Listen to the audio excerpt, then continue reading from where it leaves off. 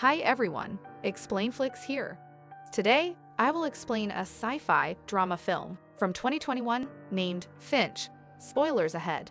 Watch out and take care. 10 years have passed since a solar flare destroyed the ozone layer and caused temperatures to rise to 150 degrees Fahrenheit or 70 degrees Celsius. Planet Earth became a largely uninhabitable wasteland, scorched by ultraviolet radiation and subject to extreme weather events. One of the few survivors, Finch, is a robotic engineer equipped with a heat and ultraviolet-resistant suit. He is out scouting for supplies with his helper robot, Dewey, getting whatever is left for him and his only friend at home. Once the area has been scouted and cleared, he marks it to track the progress of things around him. He drives through the deserted city. Most of it he has already cleared. His suit gives off a warning signal. A storm is coming. He turns the truck around and floors the gas pedal. The storm is bad news. Finch manages to drive to his laboratory that was once owned by the company he worked for before the disaster. He enters the underground facility, cleans his suit and Dewey with air pressure. Finch is dying. In his comfortable home, his friend Wilson is waiting for him. I mean his dog, Goodyear. He snuggles with his dog. He really loves him. Finch prepares Goodyear a nice meal he found for him and pours himself a drink. Goodyear waits patiently for Finch to get himself a plate, but today he's fasting. Their dwindling supplies are a problem. He puts on Papa Loves Mambo, grabs books on how to care for a dog or do everyday mundane tasks, and after the AI opens them up, scans and uploads all the information they contain onto Finch's new project. In the meantime, Dewey takes care of his little whims and needs. Finch is working on developing a more advanced humanoid robotic companion to take care of his dog once he passes away. Goodyear's well-being is the last thing he cares about. Finch has been doing a great deal of research about radiation exposure and UV rays. He takes out Dewey's eyes, making Dewey sad. He turns on his humanoid robot and begins transferring data to it. Finch tries to start a conversation, but the robot doesn't respond. After a disappointed sigh, the robot finally starts nodding its head, signaling that it understands Finch. He is delighted that he has finally managed to get one step further and that Goodyear may soon have a new friend. With a little more tweaking, he asks the robot to say something, and it says something. Finch then asks the robot to say something about itself. It has 4 guidelines, such as not harming humans, but the most important rule that overrides all other rules is that in Finch's absence, he must protect the dog at all cost. That's how important Goodyear is to Finch. Suddenly, the power goes out. Finch gets out and fixes the wind turbine. The power comes back on. The robot tries to talk to Goodyear, but he just relieves himself on its soon-to-be extremities. The robot later chooses the name Jeff. Meanwhile, outside, Finch notices that the wind is picking up and another huge storm is coming. He returns and hooks Jeff up to the weather station to make a weather forecast. Jeff says that in the next 24 hours, 4 different storms will converge on their exact location, with a slight probability of creating a superstorm. Jeff predicts it will last about 40 days. Finch eats his long-saved sweet peaches and gets to work on Jeff. He plans to get out of St. Louis. Their best bet is San Francisco. Doggo agrees. With time running out, Finch ups Jeff's transfer rate. They need to get out before the storm hits. He teaches him to walk on the spot, to walk forward and turn around. Jeff understands and manages to walk himself. However, Goodyear doesn't trust the robot. Because of the hasty departure, only 72% of the data could be uploaded to Jeff, making him have the mental capacity of a child. Finch packs all the supplies, like food, coffee, and water. Jeff is getting better at walking. He's even able to run. Finch calls for Dewey, but has forgotten that he took out his eyes. He replaces them with a camera that was in the lab. Finch, Goodyear, Jeff, and Dewey make their way to San Francisco in an RV. The beginning of the drive was not what you would call smooth for Jeff. During the drive, Jeff keeps telling random facts, like St. Louis has over 600,000 residents, even though the city is obviously deserted. They managed to escape the storm for now. They make a stop in a town and Finch gives Jeff a few lessons. Number 1, check the padlocks on the buildings, because if they are still intact, that means what was inside is still inside. Lesson number 2. The ozone layer is Swiss cheese. He goes on talking about the solar flare, but Jeff is still looking for the cheese. As Finch struggles to open a door, Jeff just takes it out. Inside, Jeff sees himself in the mirror for the first time. Finch finds some popcorn, walks out with Jeff, and they pop it. Jeff is excited, but the excitement quickly ends when they realize the storm is close to them. They try to outrun it, but it catches up to them. Finch and Jeff head outside. He shows Jeff how to put spikes around the RV and connect them with a wire and tells him no slacking. Goodyear is concerned. Finch is tired, so Jeff takes charge. Finch secures the RV from the inside, hides Goodyear, and looks outside. A huge tornado is getting closer. Jeff goes inside and holds on. As the storm envelops them, the wires begin to snap until their RV is hanging by a single thread. The storm passes as quickly as it began. Everyone is fine.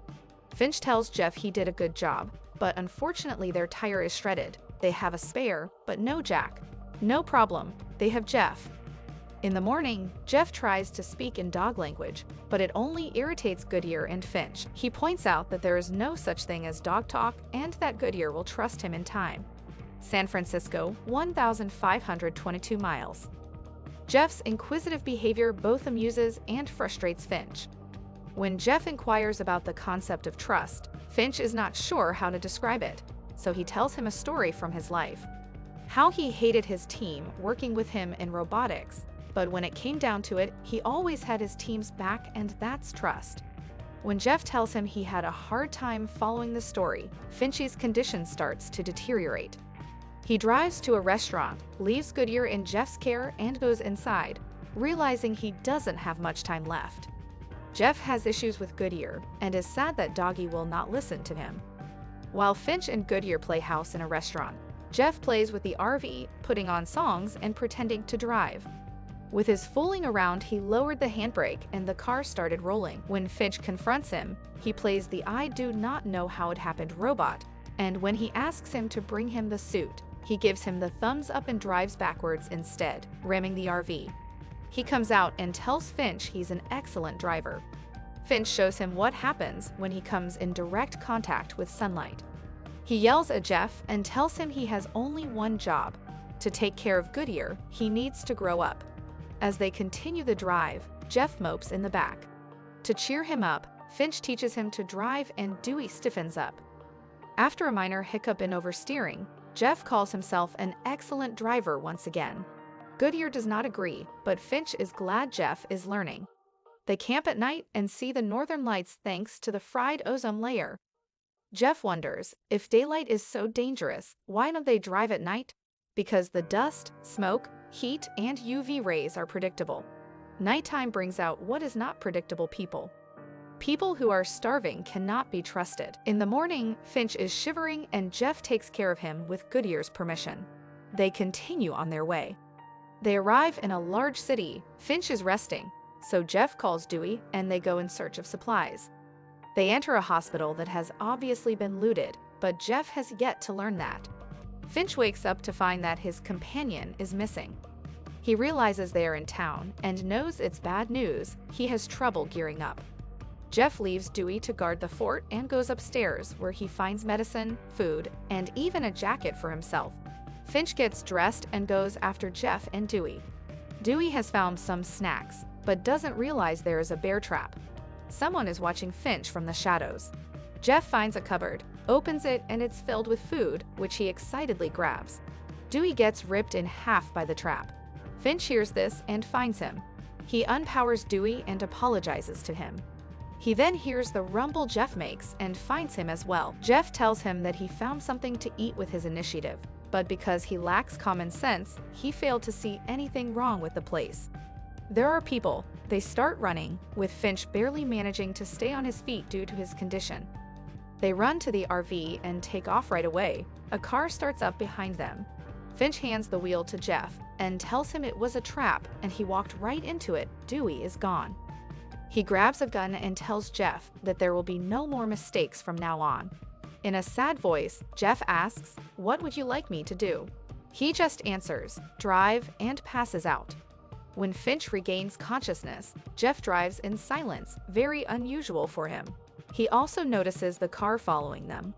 They turn off the headlights as Jeff can see in the dark. Finch, being extremely concerned, gets Jeff to floor the gas. They are driving right into a storm. Finch grabs the wheel and turns the RV off the road. He wants to go through the underpass. Jeff stops the car, but Finch presses down on the gas pedal. He tries to tell him that the RV is higher than the underpass, but it's too late. Their solar panels get destroyed. Jeff gets out and pushes the RV in with his super strength. The car pulls up, stops briefly, and then drives away. Finch goes outside and finds that all their solar panels are destroyed, blaming himself for his error in judgment. They are not going to make it. He's desperate, old, and tired. But Jeff will not let him give up. Finch yells for him to shut up.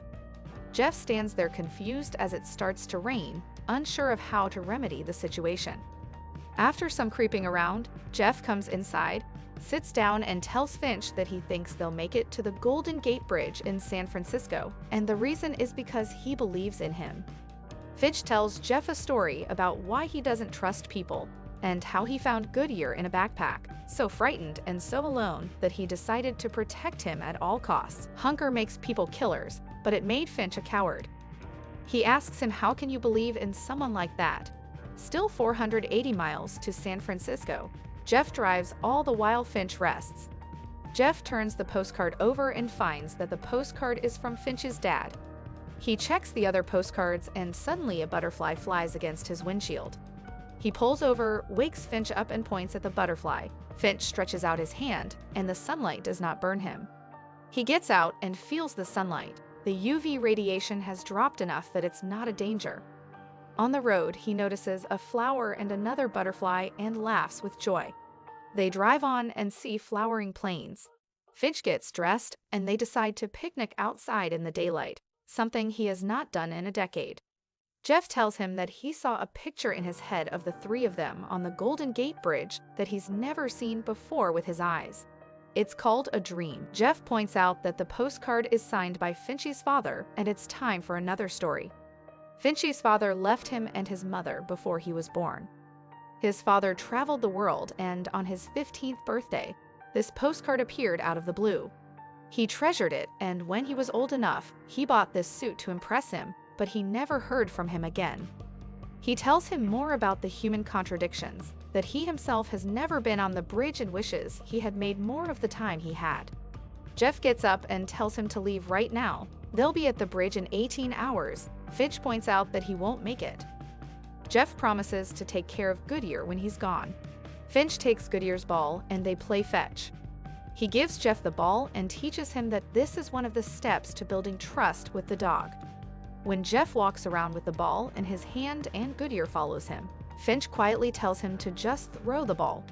Jeff does and is happy. Goodyear brings the ball to him, but he gives it back to Jeff. They repeat this until Finch is coughing up blood and Jeff helps him to the RV. When he asks if he can do something to help him, Finch says he already has, shakes his hand, and they hug, Jeff being visibly saddened by his helplessness in this situation.